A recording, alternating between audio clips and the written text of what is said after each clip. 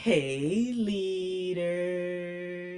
I am so excited because today I got my friend here with me.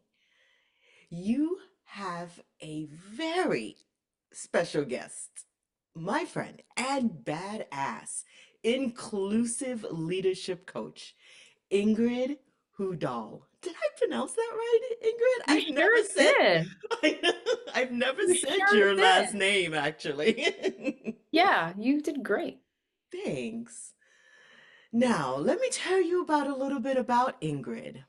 She's an author, speaker, leadership coach with a consulting business dedicated to empowering the next generation of leaders.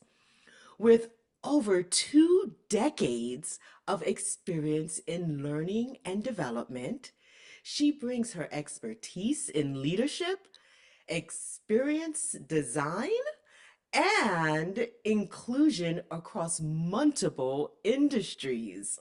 Mm. She works with everyone from startup founders to senior execs to individuals looking to accelerate their purpose and impact. Ingrid is also a TEDx speaker and a founding member of the Willie Mae Rock Camp in Brooklyn. Very fascinating. I'm learning like all these things about you. So, she's been doing the work, y'all, and she does it well.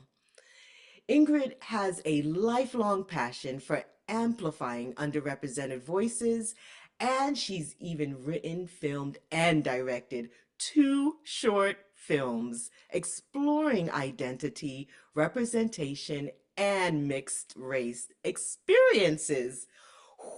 That's my chair. And get this, her memoir, it's called Sun Rising on Morning Snow. And I'm looking outside my window right now and I'm getting the vibes.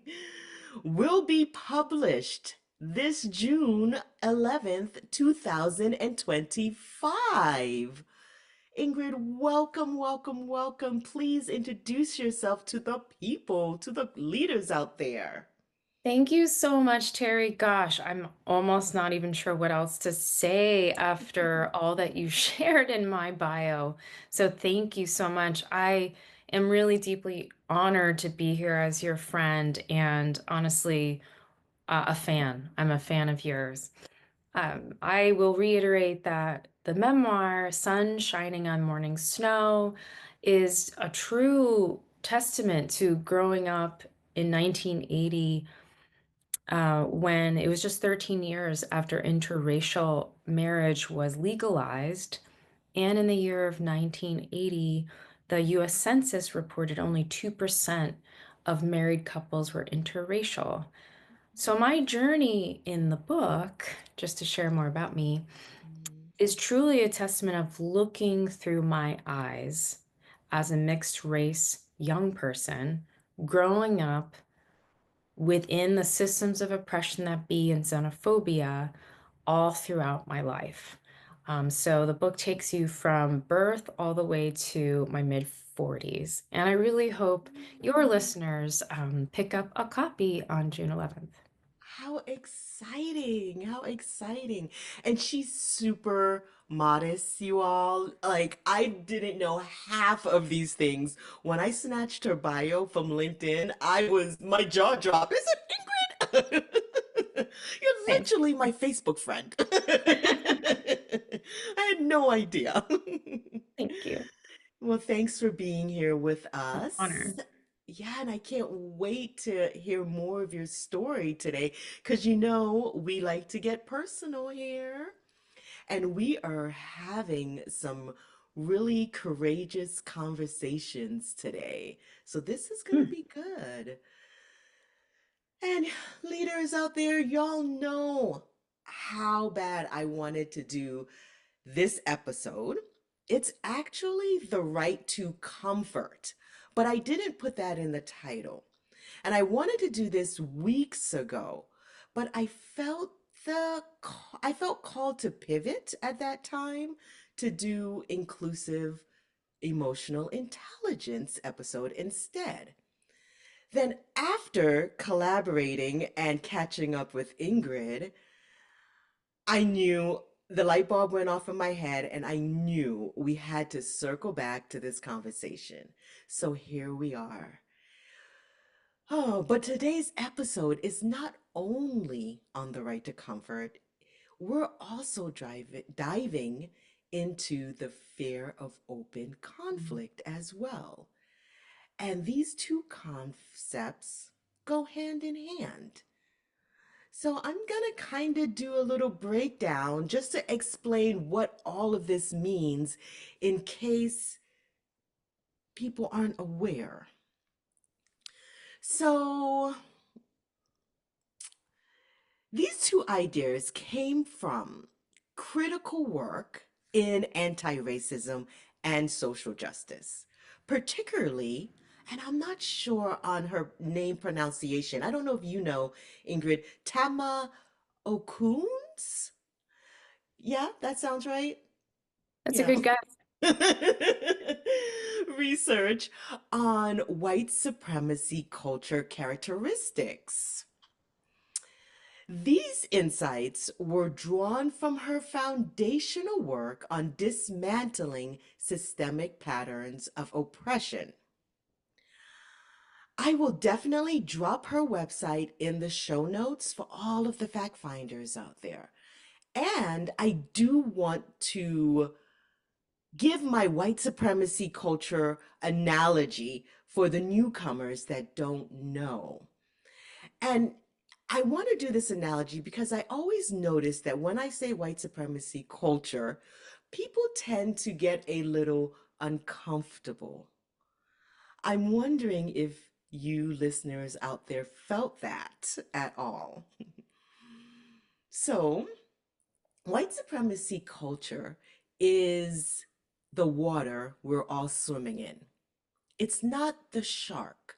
That is white supremacist, extremist in the water.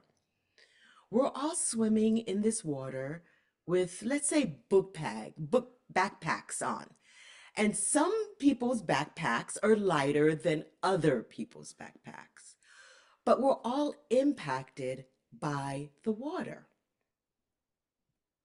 It's almost like the air we breathe. It's the media, the news, the everything. That is the culture that we're all swimming in. It's a great analogy, Terry. Thank you. Thank you. So, the right to comfort is a characteristic of the water we're swimming in. And it is a tendency to avoid conversations that might be emotionally charged, especially when discussing topics like power, privilege, and inclusion. It's that instinct to protect ourselves, but in doing so, when we often silence necessary dialogue about systemic inequalities. So, if as an example, if you've ever found yourself biting your tongue in a meeting, staying silent to keep the peace, you're experiencing the right to comfort in real time. So as we explore this topic, I want you to ask yourself, where in your life are you choosing comfort over growth? Ooh, what a great question, Terry. Thanks, Ingrid. Ooh, yeah. I hope listeners are Right? really feeling that. Hmm. So now let's take another characteristic that is what we'll be discussing today, the fear to open conflict. And that is the human impulse to keep the peace at all cost. even when it means avoiding uncomfortable truths. In the workplace and coaching spaces, this often looks like prioritizing surface level harmony over real transformational conversations. Y'all, let me break something down real quick. Just to explain these two differences a little bit more. These two concepts, the right to comfort and the fear of open conflict, might sound like fancy academic mumbo jumbo, but they're two sides to the same messy, uncomfortable coin. Think of it like this: the right to comfort, that's you personally shutting down a tough conversation because it feels icky. Where the fear to open conflict, that's the whole workplace or system doing the same thing. So one's personal and one's more systemic, but they're both about dodging the real work of change. It's like when someone brings up a tough topic and finds something super interesting to stare at on their shoes. Personal discomfort, right to comfort, really. Organizational disavoidance, fear of open conflict, really. Same dance, different partner. So, Ingrid, they all are about changing systems and changing ourselves. Lovely. Well Mhm. said. Thank you. So, yes, when we avoid discomfort, we also avoid the deep work that leads to real change. So, Ingrid, I know you have a lot of experience with these concepts, and I've said a mouthful. And you being an inclusive leadership coach and have tons of lived experience, what are your thoughts on, this topic and thoughts on how this shows up for people? Oh man, I remember watching The Right to Comfort and navigating the systematic fear of open conflict, even as a young girl. And I actually share this personal story in one of my chapters of my book, which is very much on a one-sided courageous conversation. So I'll share the story with you and the listeners right now. It was a relatively cold February morning in central New Jersey, and I was about 5 years old, first grader, standing at a bus stop with a few other children, my age group and a little older. And one boy who happened to be white, which many of the people in my neighborhood were. I was the only mixed race individual and only interracial family in the development. And there was only one other black family in the development. Everybody else was white. So, as you can imagine, all the kids at this bus stop besides me are white. And this one fifth grader, out of nowhere, I'm not engaging, talking to anybody, I'm minding my own business, out of nowhere, looks at me with a sort of strangely distorted face. The expression is heated, angry. It was hard to delineate. But he says, directed at me, half piece of shit. And I knew that the word shit, Terry, was a curse word. It was not a good Yeah. word. But I had never been called that before. So it was this really interesting moment where xenophobia felt like taffy. Like you could feel xenophobia slow and sticky stretching around me and this boy and the rest of the white kids even extending into the neighborhood. And for me, it was a moment as the person receiving it, realizing that this wasn't an opportunity to have a dialogue nor an open, courageous conversation. This was a one-way directed towards. So I'm sitting there observing and absorbing this and having this realization as a 5-year-old that xenophobia, racism, hate and blame, jealousy or envy, um, was not necessarily within this boy, but Mm. perhaps he was the messenger representing the entire community we lived in. And as a young person, I didn't necessarily feel worried about my own safety in that moment. It was jarring, but I was almost more deeply concerned about my parents' safety. So when I was writing this, I was telling you this when we were prepping, I had a writing coach. And writing coaches are a bit different than your kind of ICF certified coaches because they're really there to lean in and push you into areas where you're like not comfortable. So the courageous conversation that my writing coach was asking me to have is not back with this fifth grader, Mm. wherever they are as an adult today, but back with me. So my present adult aware self, going back to that first grader self to spend time looking at that taffy to describe what I was feeling, not what I saw in this boy's angry, spiteful face and his expression and the feelings and the taffy, but what was I feeling in that moment? And how could I translate the slowed down amount of time to observe and get curious and hang out with my first grade self to learn in the Mm. present? And very much so, not only did I learn, but I was able to describe and provide that new observational insight to the reader through the book. That is such a beautiful story and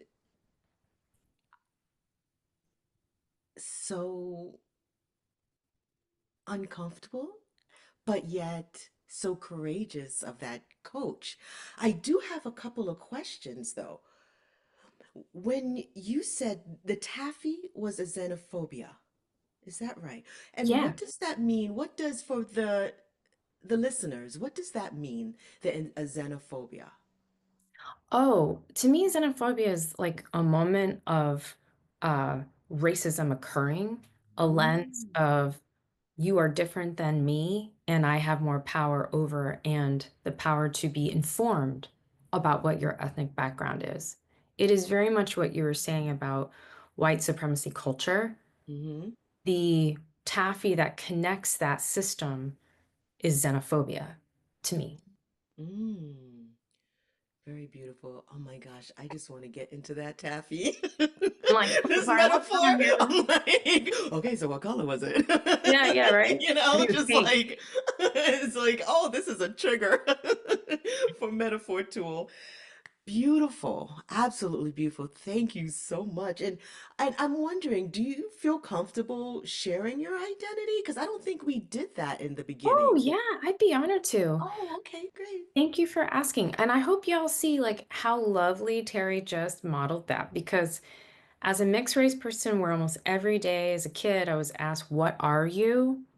which really does translate to the real question is what is your ethnic background? Mm. Sometimes I just wish somebody would be honest and ask that with the permission that I could say, I don't want to share that with you without somebody getting angry, which happened a lot. People got very angry. They want to know, they demand to know, they have a right to know. Mm. So, if you paid attention to Terry, what a beautiful, kind, curious, inclusive way to ask. And I'm willingly want to share that I am, well, 23andMe would say these percentages aren't correct, but essentially, I am both Norwegian, European, German, and the other half, which represents my mother, is Chinese based from Taiwan. Mm. Beautiful. Awesome. Thank you so much. And, I feel the same way being a Black woman. I'm Jamaican American. And while I lived in the US, everyone assumed I was African American. Not that it's a big deal, but it is for me because identity is very deeply personal and it's personal for everyone, right? So I would love if a coach was to ask me how I identified instead of assuming. Yeah, that's beautifully said.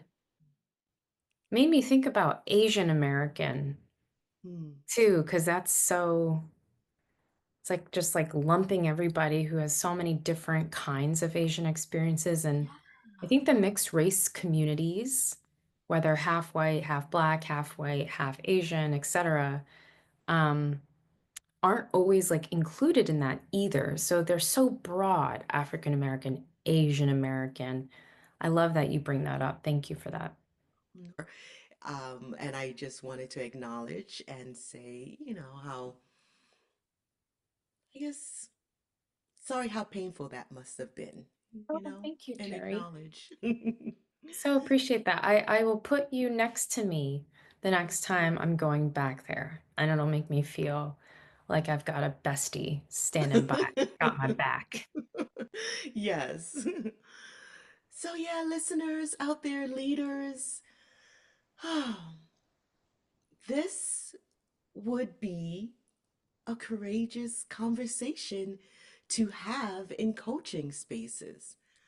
And I loved the way Ingrid, your writing coach, had the courage to work with this experience and help and support you. I don't want to say help, but support you to walk through it.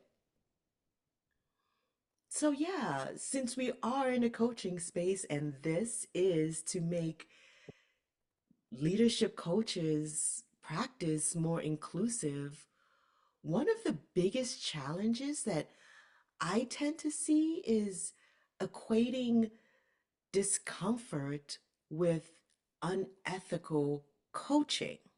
Hmm. So, this writing coach, for instance, a lot of coaches, or maybe she could have felt like, oh, well, maybe I'm not qualified to do that. Mm. Or maybe, or this is, it's, that's a lot, and could have missed an opportunity of growth and change in your life, which she took it and she courageously stepped up to do that. Now, don't get me wrong, coaching should always be a psychologically safe space, but safe doesn't mean comfortable. We have to kind of start getting real, right?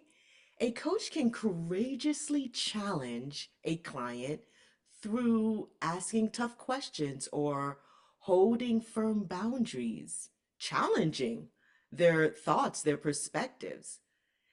But ignoring discomfort doesn't make it go away, doesn't make the challenge go away, or the topic really, because it might show up again.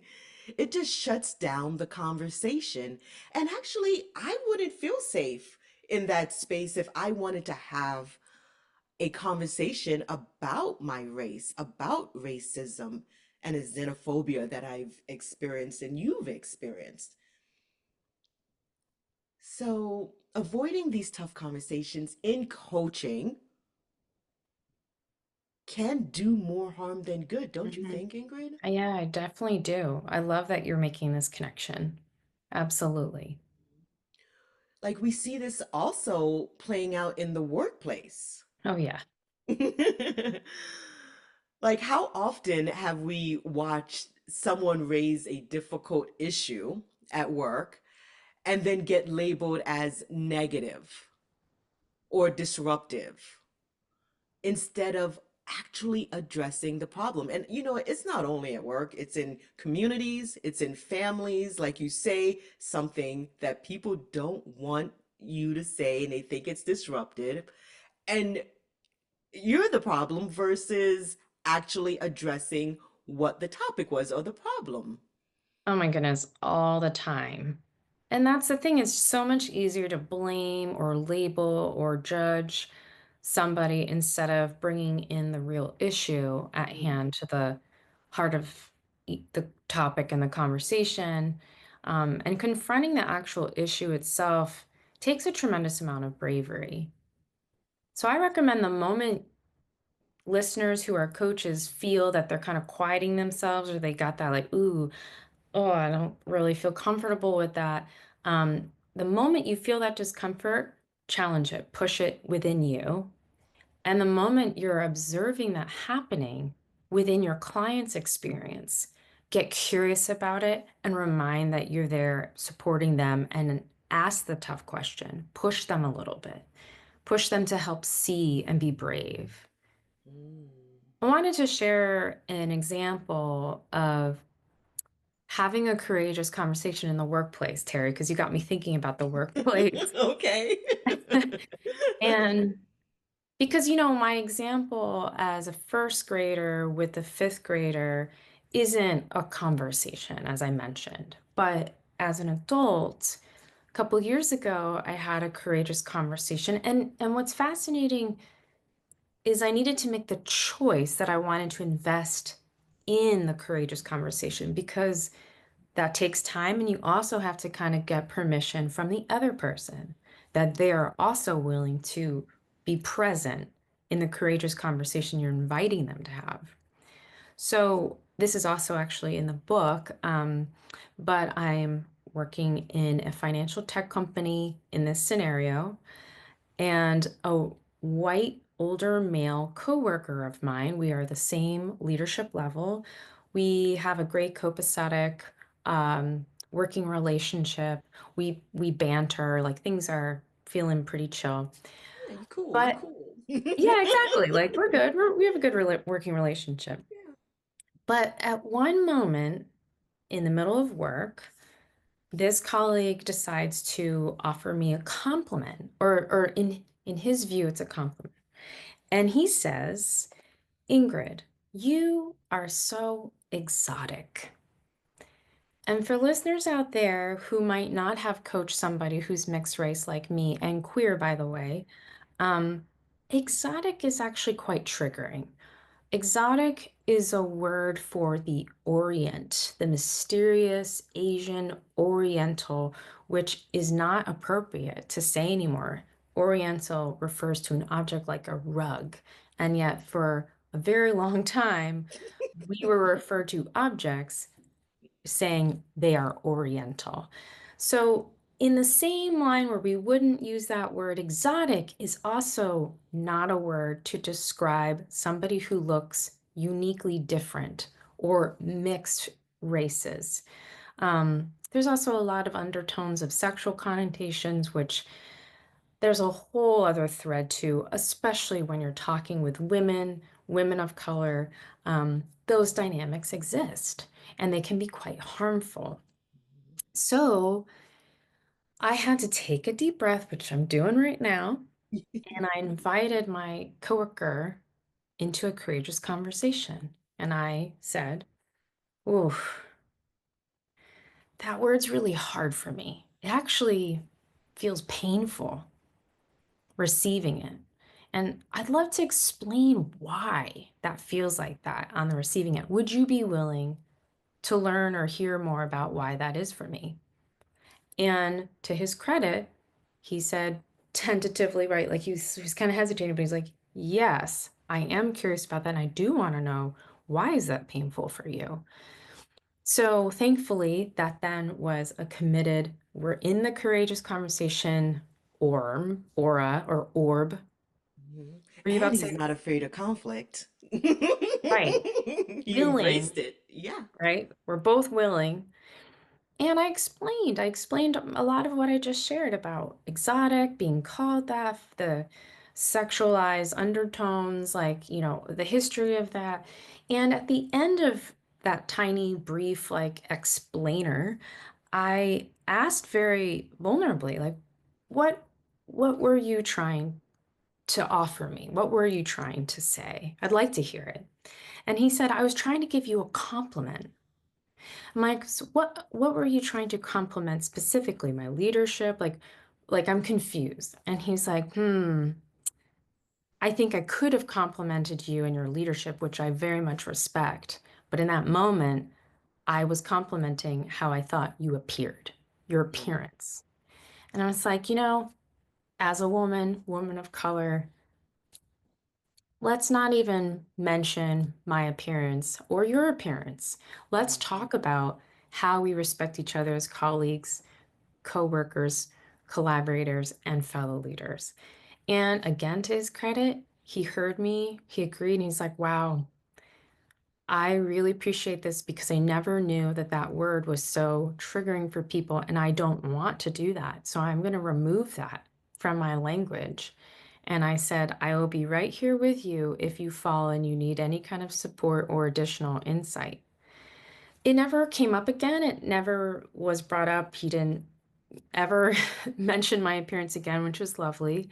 mm, But I think if we don't have those really real conversations with people, the brave, courageous conversations to lean into discomfort and to also say our truth and for people to want to hear the truth, it feels like it has to be a bit of a reciprocity in that exchange. mm. Yes, a partnership, like in coaching. Yeah, push through the discomfort Yeah, together. and pushing through. Yes. I absolutely love that story because it is a clear picture of both where he leaned into that discomfort. You had this conversation together and you literally, he grew and changed from it, and your relationship became maybe a little bit closer. Because Yeah. that's when you are now feeling, you can tell me if I'm wrong, more safe with him, that he Yes, was able to listen, receive, learn, grow, and take it. that's right. We did get a stronger relationship for sure Yeah, afterwards. yeah. And that's how I feel too in spaces where someone is willing to hear me, see me, and value me. Hmm. And you have that connection with someone that has a different identity and they can take it with them and I don't know, use their knowledge, use their power for good. Hmm. I hope You know, so. I actually I have this almost same, not same, different scenario. Uh, I am in an interracial marriage. My husband's white, German, Irish. And someone at work on this job said, oh, your husband, oh, he must have like a fetish or he likes exotic women. And I'm like, Oh, oh, how so he has rude like and a black woman painful. fetish? Oh. Really? It's like, what about my character? What about how amazing of a person I am? Mhm. What about like how funny I am and how cool I must be to be around all the time? Like, what Which is about true. those things? Like, why does it have to be, yeah, like that? And I said that, and everyone looked at their shoes and just kind of, was like, "Oh, yeah." And he said, "Oh, yeah, yeah, yeah, I guess." He was a comedian. It was on a TV show I worked on. He was a comedian, so he kind of did some kind of funny joke, and we laughed it off. But the moment you had where there was that partnership is where it is, not the experience I had, because that stuck with me. Yeah, Like, so I feel the pain in that. That's, oh gosh. I'm yeah, sorry you experienced that. yeah, it's like, what do you, yeah. Anyway, so And it kind of goes back to sexualization of otherness. Like exotic does that, Hmm. fetish does that, right? Like, oh, they must have.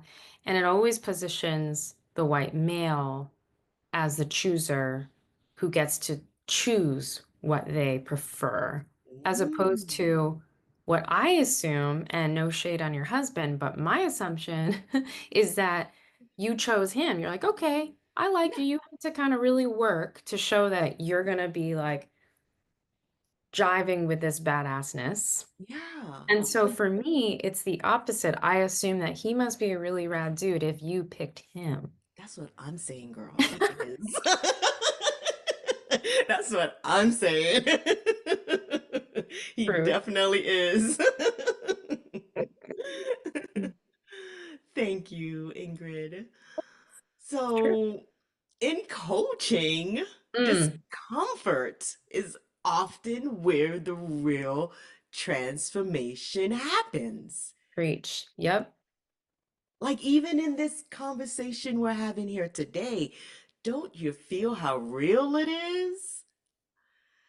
So, this reminds me of the core competencies. Oh, great. I'm so glad you're Yeah. bringing us back in. Cool. It reminds me because, I've been doing some mentor coaching, Ingrid. Great. And we're always talking about the core competencies and helping a lot of coaches, credential and, yeah, just working through becoming a stronger coach. And in the competencies, respect is creating a space for honesty and tough conversations. That's right. And active listening is holding that space for discomfort instead Mm, of shutting it down. mm-hmm. And the partnership is challenging clients in a way that supports Mm. their growth. Hmm. Yeah, that's really resonating. Ooh, those three. Yeah. Thank you for anchoring us into that. Mhm. And discomfort is not bad and it's not unethical. And I love that you use the word brave. I don't know why. Every time you say it, I'm like, my gosh, like, should this episode be called Bravely Coaching? Yeah. Yeah, pushing through discomfort is living bravely. It's Mm. choosing to live boldly. And I always feel like when I work with my clients, and I feel this too as, an adult, if you allow it, your comfort zone shrinks over time as you age. And if you allow it, get real tight, like you've been like shrink wrapped around you and pushing through that discomfort, choosing to live boldly, your truth, bravely, helps keep your comfort zone in the beautiful, wide, full of growth and learning, past fear. Like you're able to see fear and be like, I'm good with fear. Fear is going to get me towards growth and learning. It's kind of Mm. when I think about people are like really uncomfortable about like how AI can work in partnership with our skill sets. No, it's going to take my job and it probably will replace some jobs. However, it's an opportunity to grow, be curious, learn, get out of your comfort zone. And I think that's all like what we're trying to do too with our clients. It might not be the topic is how to integrate with AI, but in this topic, how to connect courageously with ourselves and with others and how do we also push out of our tight little comfort zone is so important. So important. Yeah, we got to get out of that bubble and expand. And I believe that the more you know, the more fun it is. Mm, So, discomfort equals growth, yep. challenge, Yep. and deeper awareness. That's right. Boom, boom, boom. You hit Mm. it. A strong, inclusive coach isn't going to avoid the tough stuff. They're going to lean into curiosity and do their work with these conversations because after a while, you like when you have these courageous conversations, don't you think it gets easier? Like how I Yeah. had mentioned, Ingrid, how we've had this conversation before, and coaches were probably like, Terry, you didn't say anything about how challenging that moment. It was like, oh, we've had so many challenging Yeah. or courageous conversations that it's like, yeah, give it to me, give me more. Yeah, it feels familiar and safe. Yeah, and flowing. Exactly. Hmm. So I think we might be ready to wrap it on up, huh? Yeah, I absolutely think so. And I love what you said about growth, challenge, and deeper awareness, Mm, and the familiarity that comes that if this is common practices, you're just constantly growing and your clients are growing, like, man, what a goal and an action item for us all to hold on to. yeah. So the antidote sounds like courage. Oh, Mhm. yeah, I agree. The the avenue. It's the avenue towards inclusive leadership coaching. Hmm. And as two inclusive leadership coaches, it's been such a pleasure to have this conversation with you. It's always feels like we're just walking down and a path and dancing along the way. So thank you for being that bestie with me next to the bus stop, supporting me along the way, even as an adult. So thank you for this session and inviting me to join today. Oh, thank You're you so awesome. much for coming and sharing your story. And don't forget, coaches, if you want to know more about her story and you are interested in learning more, where can they find your book? Where is it Ooh. coming? Yeah, like, On June 11th, great question. Any book distributor, so Amazon, Barnes and Noble, wherever you like to get your books ordered to you. It will also then a couple weeks later be available on Kindle if you like to read on a Kindle. And then end of July, it will be audio book, so anyone can listen to it, and I will be narrating it. So those are the three ways. I love audio. I'm so happy you said that. That's right, girl. Accessibility. That's right. And you're narrating. Oh my gosh, how awesome is that?